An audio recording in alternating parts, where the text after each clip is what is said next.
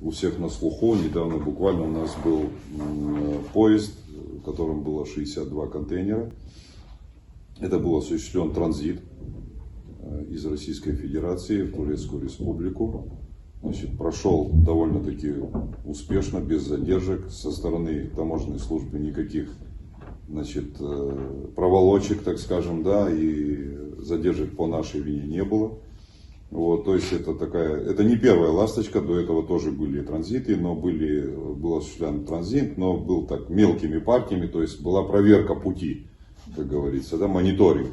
Ну, вот мониторинг состоялся, сейчас эти контейнеры, они могут, сейчас у нас есть информация, что пойдут в обратную сторону, с другим грузом уже для Российской Федерации, потому что в связи с соглашением, которое было подписано между руководством Республики Абхазия и Российской Федерации, 10-й пункт этого соглашения прямо четко указывает, что стороны должны обеспечивать беспрепятственный транзит по территориям своих государств для жизнеобеспечения того или иного государства, которое указано в договоре.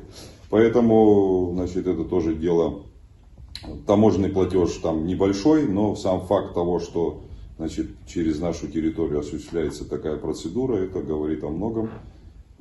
Сегодня одна поставка, завтра вторая, послезавтра третья. Вот так, как говорится, по копеечке и собирается бюджет нашего государства.